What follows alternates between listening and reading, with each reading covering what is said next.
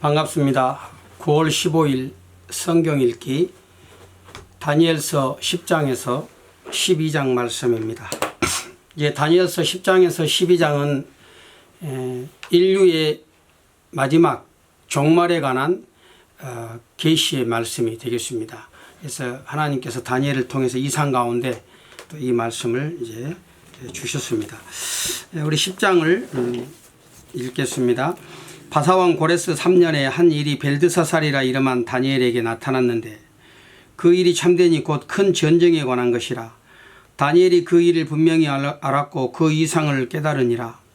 그때에 나 다니엘이 세 일의 동안을 슬퍼하며 세 일에가 차기까지 좋은 떡을 먹지 아니하며 고기와 포도주를 입에 넣지 아니하며 또 기름을 바르지 아니하니라.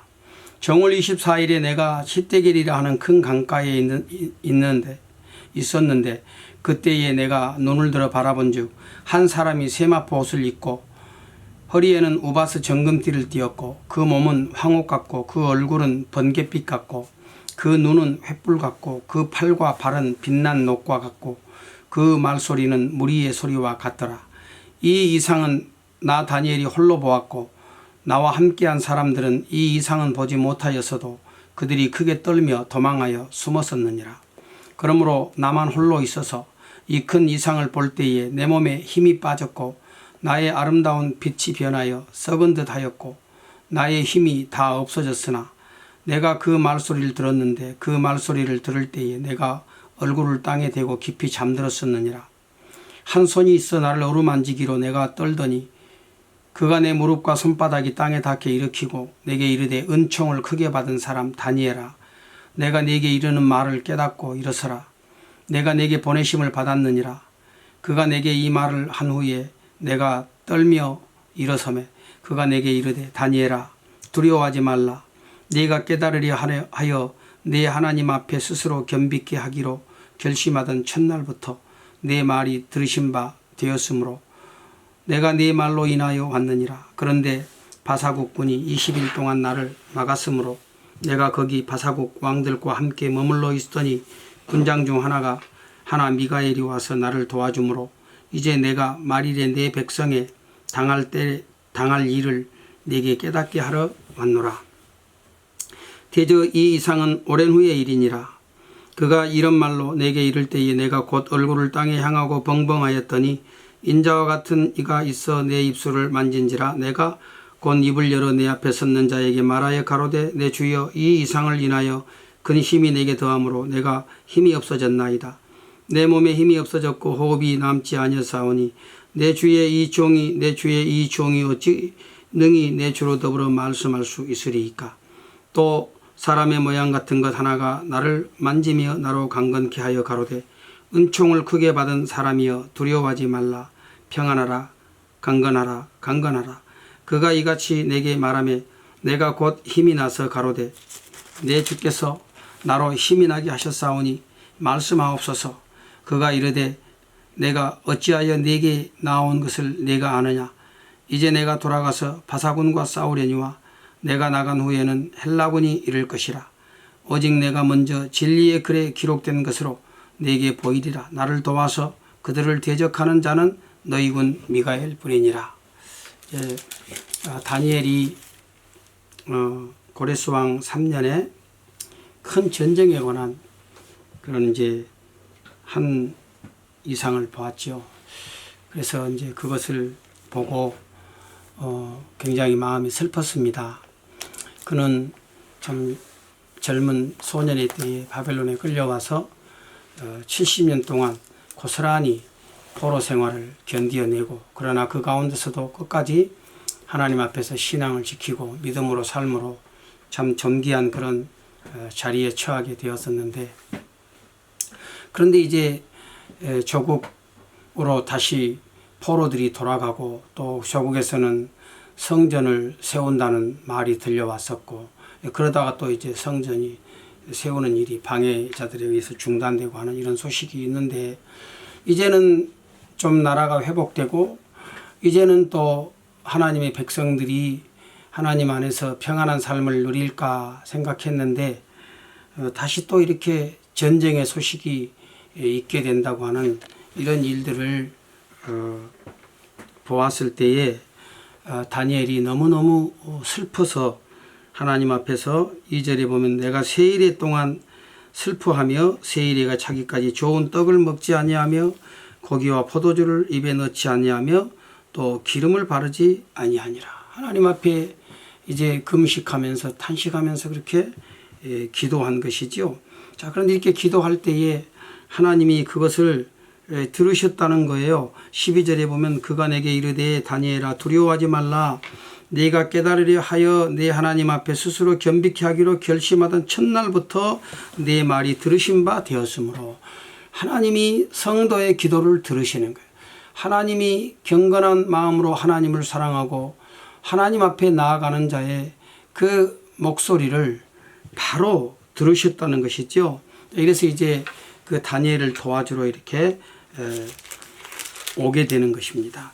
자, 그러면 이제 11장에서 어떤 내용이 이제 펼쳐지게 되는지 봅시다. 11장에서는 이제 우리가 흔히 신구약 중간사, 그러니까 바벨론 포로에서 돌아온 후부터 예수 그리스도가 오시기까지 그때 그 사이에 일어났던 인간의 역사, 그 속에서 또 견디어낸 하나님의 백성들의 그런 구원의 역사.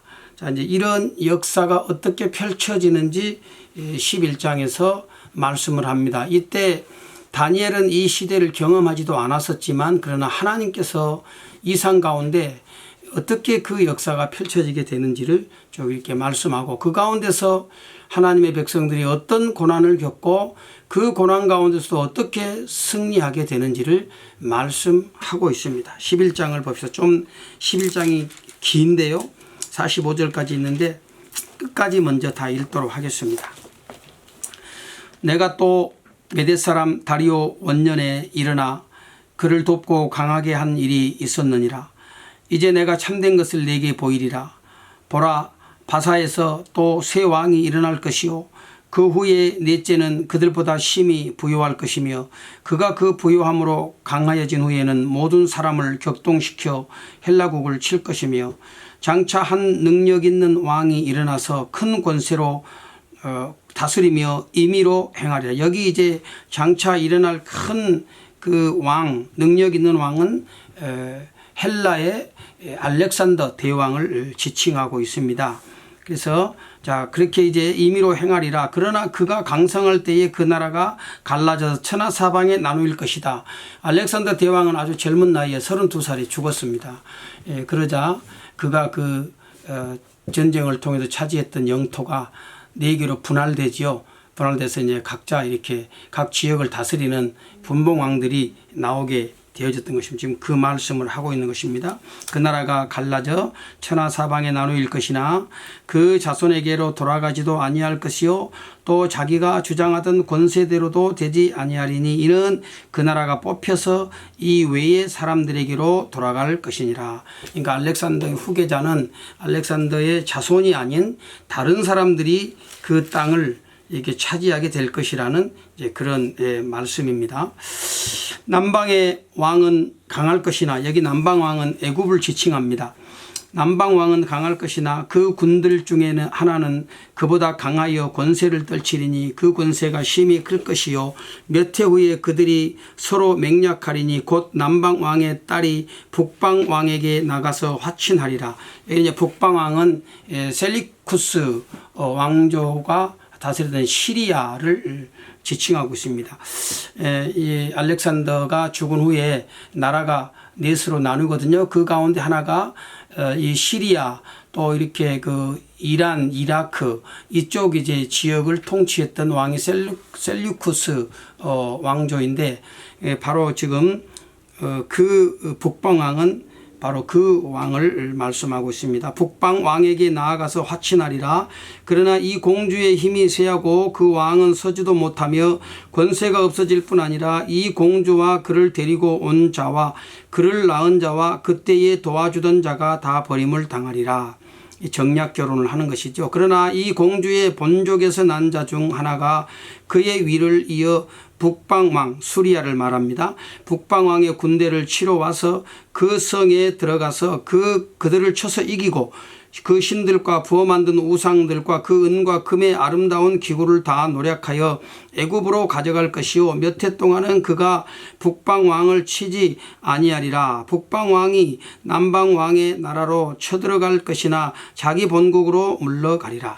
그 아들들이 전쟁을 준비하고 심히 많은 군대를 모아서 물에 넘침같이 나올 것이며 그가 또 와서 남방왕의 견고한 성까지 칠 것이요 남방왕은 크게 나와서 북방왕과 싸울 것이라. 북방왕이 큰 무리를 일으킬 것이나 그 무리가 그의 손에 붙임받으리라.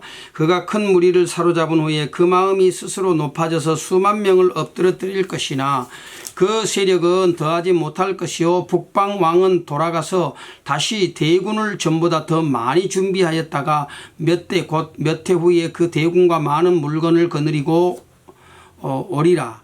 그때에 여러 사람이 일어나서 남방왕을 칠 것이요 내 백성 중에서도 강포한 자가 스스로 높아져서 이상을 이루려 할 것이나 그들이 도리어 넘어지리라. 이에 북방왕은 와서 토성을 쌓고 견고한 성읍을 취할 것이요 남방 군대는 그를 당할 수 없으며 또 그 택한 군대라도 그를 당할 힘이 없을 것이므로 오직 와서 치는 자가 임의로 행하리니 능히 그 앞에 설 사람이 없겠고 그가 영화로운 땅에 설 것이요 그 손에 멸망이 있으리라.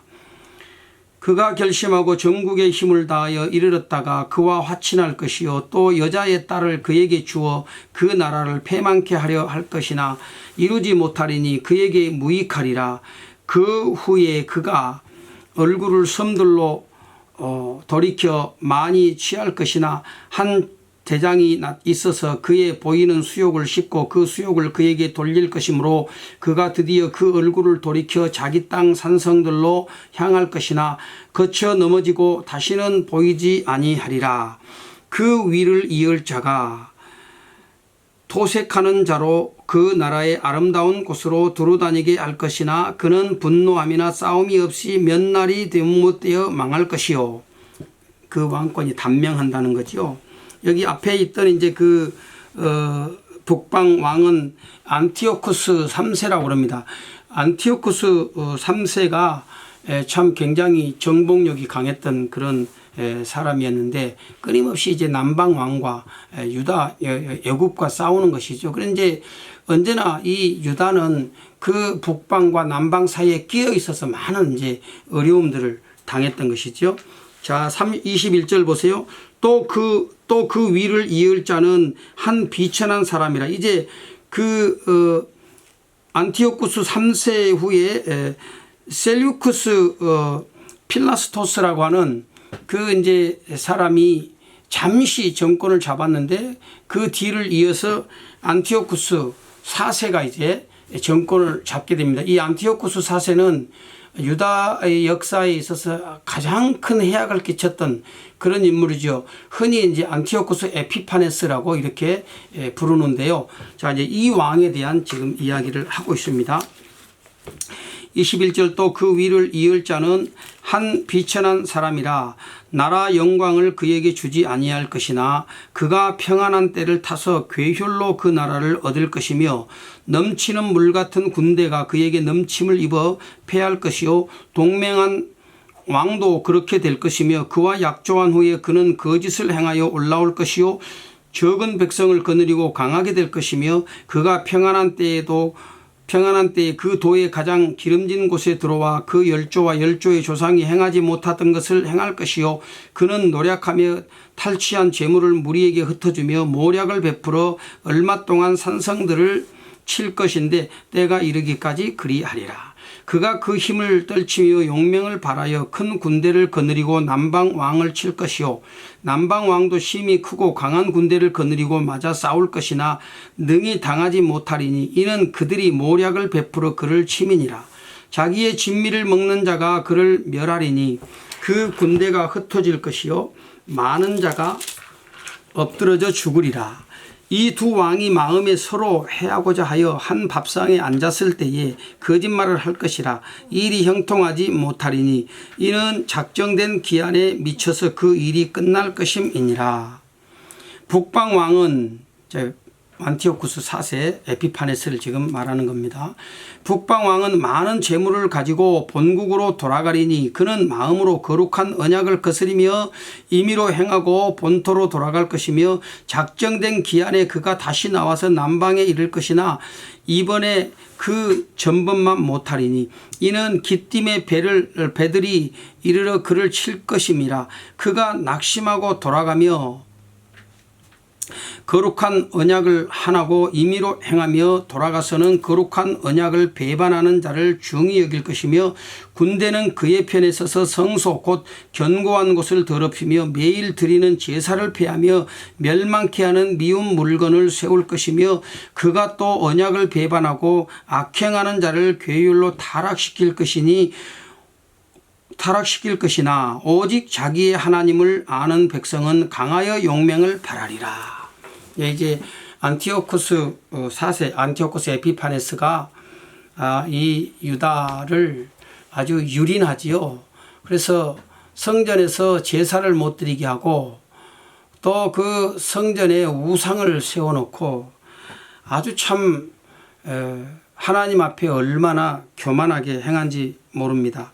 자, 그런데 오늘 거기 위로의 말씀이 있습니다. 32절 끝에 보면 오직 자기 하나님을 아는 백성은 강하여 용맹을 발하리라. 그런 핍박과 환난 속에서도 굳건하게 하나님 앞에 믿음을 지킨 자들, 그런 자들이 있을 것이라는 말씀이지요. 백성 중에 지혜로운 자가 많은 사람을 가르칠 것이나 그들이 칼날과 불꽃과 사로잡힘과 약탈을 당하여 여러 날 동안 쇠폐하리라. 하나님의 백성들이 고난을 당한다는 말씀입니다. 그들이 쇠폐할 때에 도움을 조금 얻을 것이나 많은 사람은 괴휼로 그들과 친할 것이며 또 그들 중 지혜로운 자 몇 사람이 쇠폐하여 무리로 연단되며 정결케 되며 희게 되어 마지막 때까지 이르게 되리니 이는 작정된 기한이 있음이니라. 하나님 이 고난의 때가 하나님이 정하신 기한이 있다는 그런 말씀이죠. 입니다. 이 왕이 자기 뜻대로 행하며 스스로 높여 모든 신보다 크다 하며, 이건 신성모독이죠. 비상한 말로 신들의 신을 대적하며 형통하기를 분노하심이 쉴 때까지 하리니 이는 그 작정된 일이 반드시 이룰 것임이니라.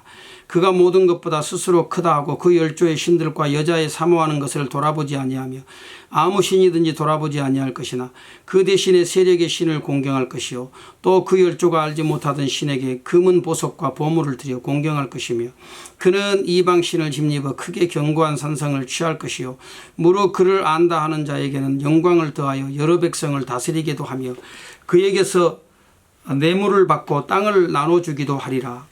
마지막 때에 남방 왕이 그를 찌르리니 북방 왕이 병거와 마병과 많은 배로 회리바람처럼 그에게로 마주와서 그 여러 나라에 들어가며 물이 넘침같이 지나갈 것이요 그가 또 영화로운 땅에 들어갈 것이요 많은 나라를 패망케 할 것이나 오직 에돔과 모압과 암몬 자손의 존귀한 자들은 그 손에서 벗어나리라.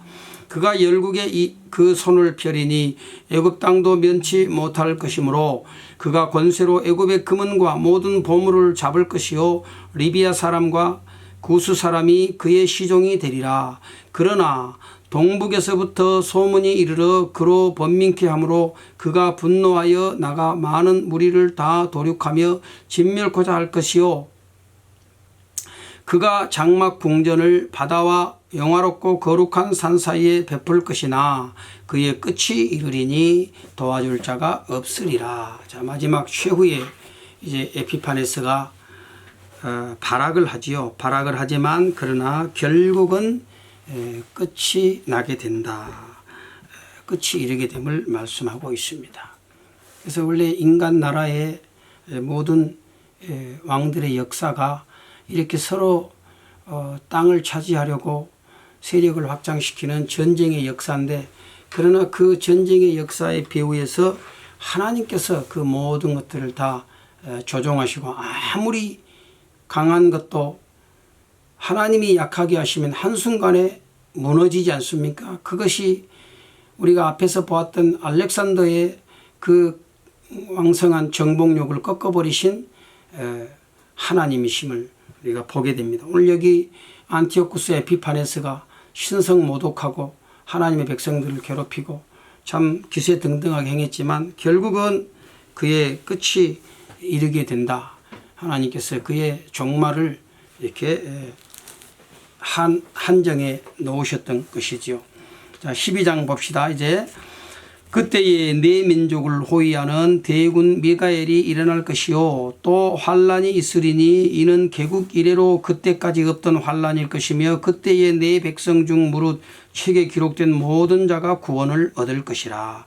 땅의 티끌 가운데서 자는 자 중에 많이 깨어 영생을 얻는 자도 있겠고 수욕을 받아 무궁히 부끄러움을 입을 자도 있을 것이며, 이제 마지막 종말의 때에 관한 말씀입니다. 그래서 부활해서 영생 얻을 자가 있고 또 결국은 수욕을 당할 자가 있다. 영벌을 받을 자가 있다고 지금 말씀하고 있지요.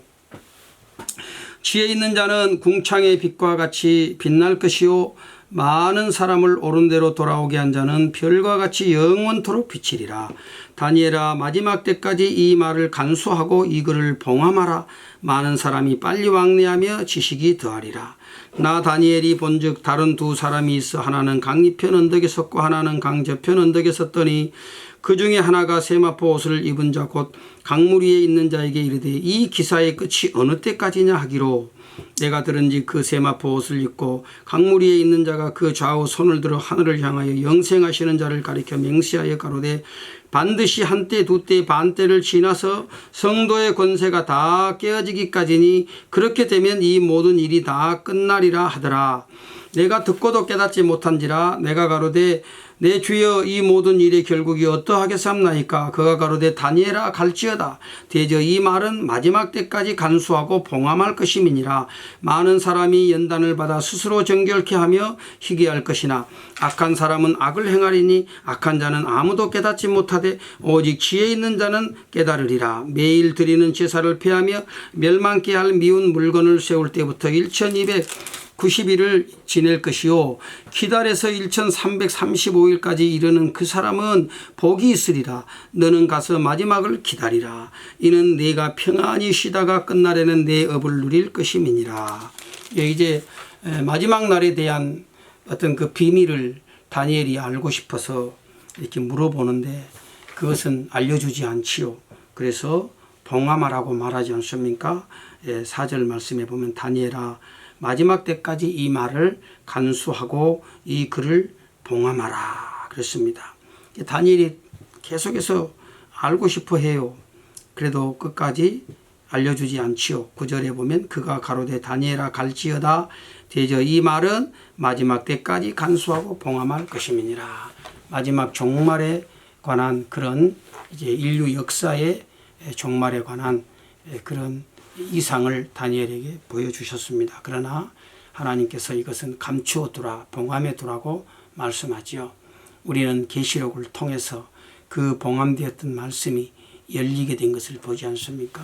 오늘 역사의 주인이신 우리 하나님께서 인간사 가운데서 하나님이 당신의 역사를 주관해 가시고 그 가운데서 하나님의 백성들은 많은 고난을 당하고 그 권세가 깨어지고 참 아무 능력이 없는 그런 무능한 자들이 될 것이지만, 그러나 결국 믿음을 지킨 그 백성들을 하나님께서 영생으로 인도하시는 것입니다.